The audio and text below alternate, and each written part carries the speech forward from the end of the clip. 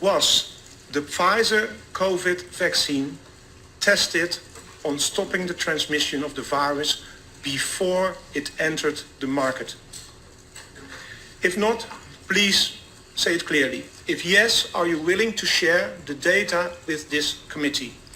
And I really want a straight answer, yes or no, and I'm looking forward to it. Thank you very much. Regarding the question around, did we know about stopping immunisation before it's entered the market? No. We had to really move at the speed of science to really understand what is taking place in the market. And from that point of view, we had to do everything at risk. You're not going to get COVID if you have these vaccinations. Vaccines prevent getting infected, prevent getting sick, prevent your hospitalization. Our data from the CDC today suggests, that vaccinated people do not carry the virus, don't get sick, and that it's not just in the clinical trials, but it's also in real-world data. Now we know that the vaccines work well enough that the virus stops with every vaccinated person. A vaccinated person gets exposed to the virus does not infect them. The virus cannot then use that person to go anywhere else. Poštovani kolege, poštovani građani. Stotine miliona građana diljem svijeta u posljednja 2 dana je putem društvenih mreža vidjelo odgovor direktora Pfizera na pitanje kolege Roba Rossa. Je li provedeno testiranje cjepiva na sprječavanje prijenosa virusa?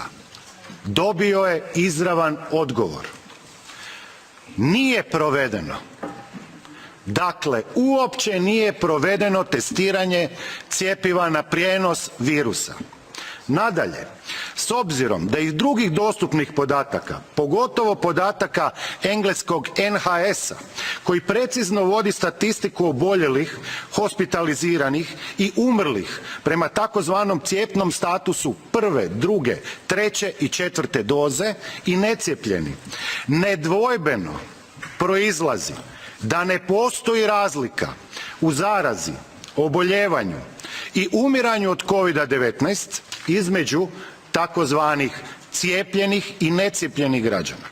Slijedom toga, nužno je odmah raskinuti ugovor o nabavci daljnjih doza, jer su nam prodali lažna cjepiva.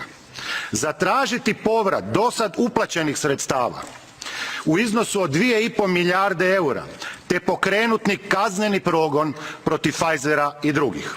U suprotnom, i sami sudjelujemo u vršenju kaznenog djela nabavke i promoviranja lažnih lijekova, te uništenju proračuna Europske unije u visini od 71 milijarde eura.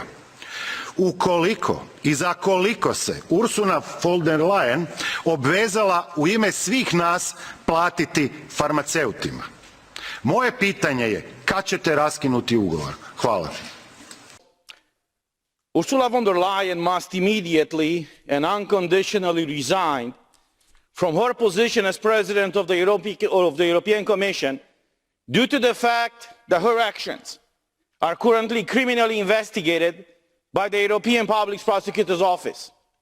EPPO just announced a few days ago that it's investigating the way the contracts were signed between the European Commission and the producers of vaccines, and this is what the Court of Auditors just stated in a report released a few days ago, and I quote, "The Commission has signed, up to November 2021, 71 billion euros worth of contracts on behalf of the member states to purchase up to 4.6 billion COVID-19 vaccine doses.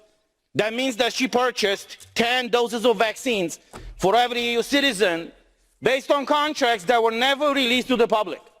This is how the contracts that she signed with these pharmaceutical companies were released to the public.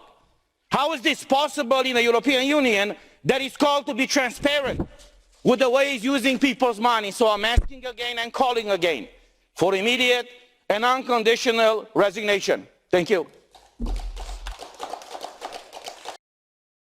Any studies that show reduction in hospitalization or death for children who take a booster?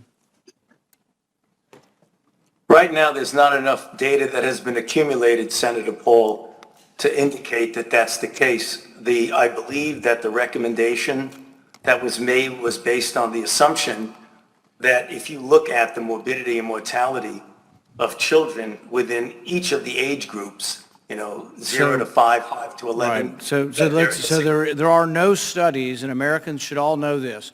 There are no studies on children showing a reduction in hospitalization or death with taking a booster.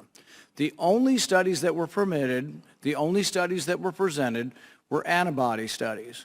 So they say if we give you a booster, you make antibodies. Now, a lot of scientists would question whether or not that's proof of efficacy of a vaccine. If I give you 10, or if I give a patient 10 mRNA vaccines and they make protein each time, or they make antibody each time, is that proof that we should give 10 boosters, Dr. Fauci? No, I think that is somewhat of an absurd exaggeration. Well, that is the proof that you use. Your committees use that. That's the only proof you have to tell children to take a booster is that they make antibodies. So it's not an absurdity. You're already at like 5 boosters for people. You've had, 2 or 3 boosters. It's like, where is the proof?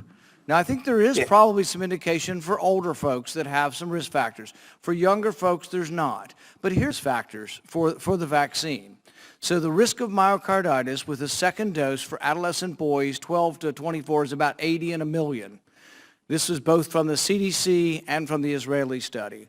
It's also in the VAERS study, remarkably similar for boys, much higher from boys than girls and much higher than the background. The background's about 2 per million.